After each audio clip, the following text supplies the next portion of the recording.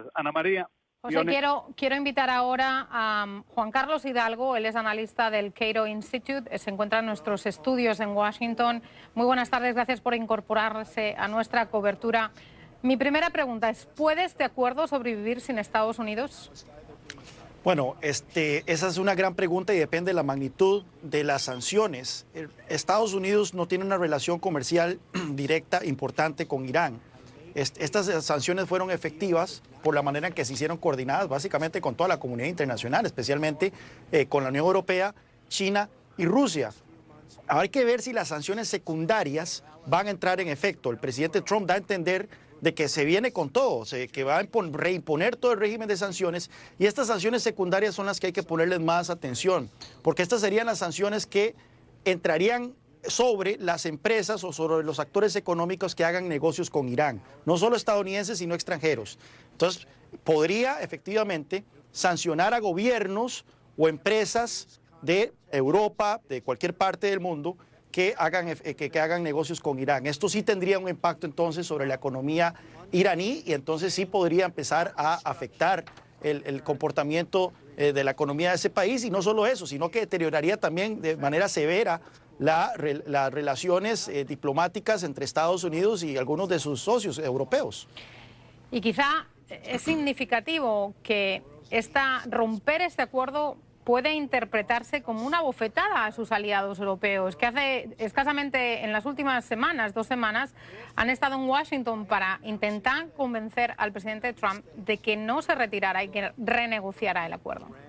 Los aliados europeos han invertido una gran capital político en tratar de rescatar este acuerdo. Este acuerdo tomó muchos años en ser elaborado, y ciertamente los europeos tienen aquí la mirada sobre el largo plazo, porque la pregunta es, ¿cuál es la alternativa? Por un lado, efectivamente, los intereses comerciales de los países europeos se verían afectados en caso de que estas sanciones sean reimpuestas.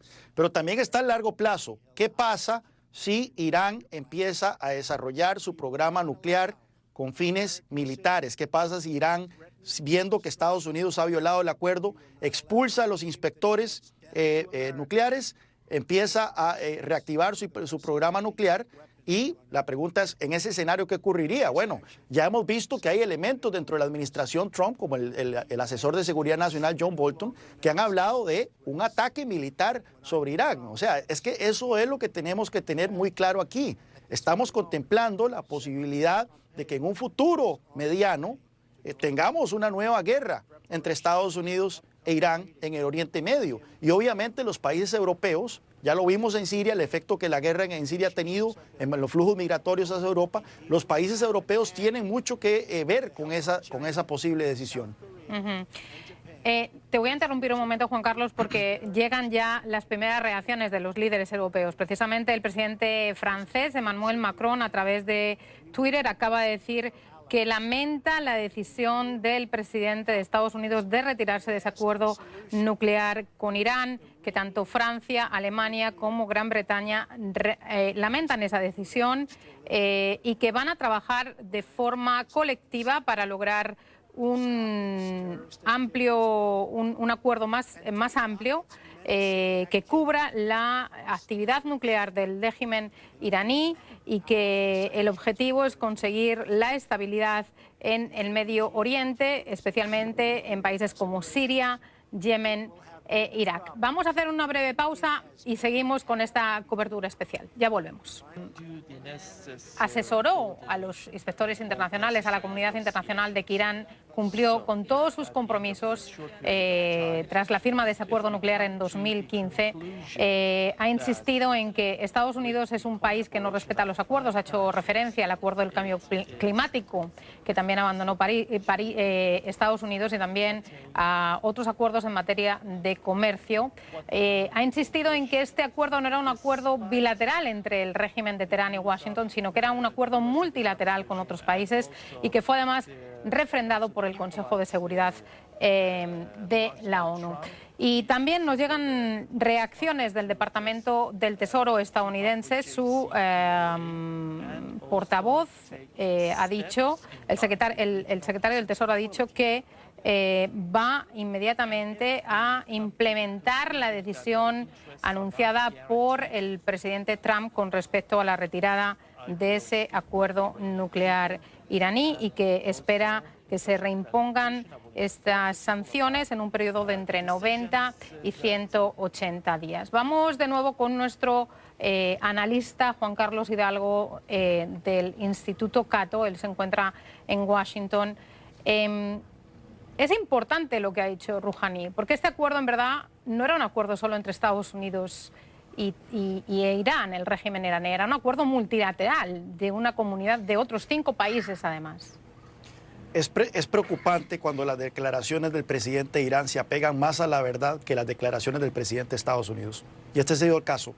Rouhani ha dicho muchas verdades. Esto no es un acuerdo bilateral, es un acuerdo multilateral que fue bendecido no solo por Washington, sino también por Alemania, Francia, el Reino Unido, China y Rusia. Recordemos que Rusia y China son países que por lo general no concuerdan con la agenda de Occidente en materia de Medio Oriente, en materia de proliferación, pero en este caso hubo un consenso casi que inédito en materia primero de poner sanciones a Irán y luego de negociar el levantamiento de estas sanciones a cambio de que Irán renunciara a perpetuam en cuanto al desarrollo de una arma nuclear, que ese es otro de los puntos. Se ha hecho mucho énfasis en el hecho de que existían cláusulas de caducidad en este acuerdo en cuanto a que dentro de 10 años o 15 años Irán iba a poder reanudar la investigación y el desarrollo de su programa nuclear y reanudar el enriquecimiento de uranio. Pero lo que no se menciona es que el acuerdo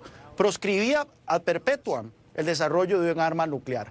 Ahora bien, claramente Irán ha incurrido en actos de desestabilización en el Medio Oriente, y ahí lo tenemos en Siria, lo tenemos en Irak, lo tenemos en Yemen.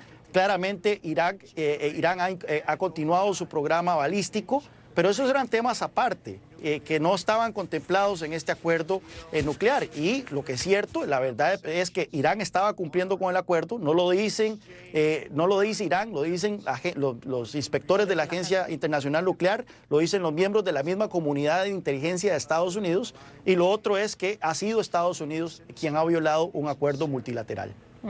Juan Carlos, quiero que me permitas que demos también la bienvenida a José Luis de Haro. Él se encuentra en la Bolsa de Valores de Nueva York.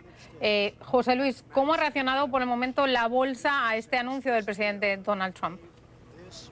De momento, Ana María, veíamos cómo justo antes de ese anuncio por parte del presidente de Estados Unidos, Donald Trump, los principales indicadores operaban con ventas bastante moderadas, ya que durante las últimas jornadas los inversores han tenido tiempo para digerir esta decisión que ya llevaba rumoreándose, pero sin embargo es cierto que una vez que ha terminado ese mensaje y que estamos empezando a digerir cómo van a funcionar esas nuevas sanciones, como comentabas, esa imposición de las sanciones que se habían eximido como parte de este acuerdo, parece que los operadores han comenzado a optar por las ventas. Tenemos que tener en cuenta que algunas compañías estadounidenses tienen en estos momentos acuerdos con Irán, son pocas, pero entre ellas está Boeing, el fabricante aeronáutico, que cuenta con un contrato para fabricar cerca de 110 aeronaves con Irán y que en estos momentos podría estar en peligro, ya que según la información que ha dado la propia Casa Blanca, podríamos ver cómo en un periodo de entre 90 y 180 días estas relaciones comerciales deberían acabar. También hemos visto cómo el crudo, que ha caído con fuerza durante la jornada, ha comenzado a revertir esas pérdidas y ahora mismo seguimos muy atentos a cuáles van a ser las consecuencias y cómo va a ir derivándose esta situación, tanto aquí en Estados Unidos como también en otros mercados, porque tenemos que tener en cuenta que hay muchísimas compañías europeas que en estos momentos tienen acuerdos e intereses empresariales con Irán.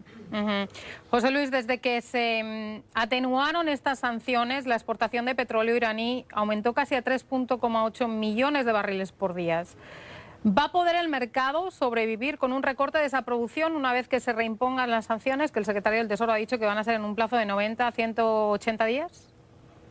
De momento podríamos ver, como hemos visto durante los últimos días, cómo el precio del crudo va a seguir quizás subiendo a corto y medio plazo. Tenemos que tener en cuenta que una vez que se impongan estas sanciones, podríamos ver cómo el recorte en esa producción de Irán podría oscilar entre los 350.000 y los 500.000 barriles diarios. Y esta situación, en un principio, Ana María, no debería de tener un impacto demasiado grande en lo que es el conjunto del mercado global de crudo, pero lo que es cierto es que esta situación lo que sí que va a hacer que los precios, por lo menos a corto y medio plazo, sigan subiendo, y esto también puede tener otras repercusiones colaterales, ya que un aumento en los precios del crudo también puede acabar trasladándose a un aumento en los precios de la gasolina, en un momento en el que, por ejemplo, aquí en Estados Unidos las presiones inflacionarias comienzan también a hacer ya presencia, y eso podría forzar a la Fed a tener que subir los tipos de interés de una forma más brusca y más rápido, y eso también a su vez tendría un impacto en el mercado. José Luis, quiero ahora hacerle una pregunta a Juan Carlos Hidalgo. Muy brevemente, Juan Carlos, ¿es algo ilógico que mientras Trump intenta acercarse a Corea del Norte se retire del pacto nuclear con Irán? Bueno, y esto manda una señal a Corea del Norte, porque incluso en un régimen como el que se acordó con Irán, con inspecciones multilateral, etcétera, vemos que Estados Unidos no cumple su palabra. Ese es el mensaje que se le está enviando a los regímenes allá afuera que aspiran a tener armas nucleares. En el caso de Corea del Norte, estamos viendo de que ya cuenta con un arma nuclear, y cualquier garantía de seguridad que se ha especulado que pueda haber en un acuerdo entre Estados Unidos y Corea del Norte, de que Corea del Norte renunciaría a tener el arma nuclear a cambio de garantías de que Estados Unidos nunca ataque Pyongyang. Bueno, ya lo que queda, el mensaje que queda es que Estados Unidos no cumple su palabra. Cuando Estados Unidos incentivó a Gaddafi a deshacerse de sus armas de destrucción masiva, ¿qué ocurrió? Unos años después Estados Unidos derrocó a Gaddafi. Así que el mensaje es: Estados Unidos no cumple su palabra, y esto va a socavar cualquier confianza que se esté desarrollando entre Pyongyang y Occidente. Bueno, pues les tengo que dar las gracias a ambos. Era Juan Carlos Hidalgo del Cato Institute desde nuestros estudios en Washington.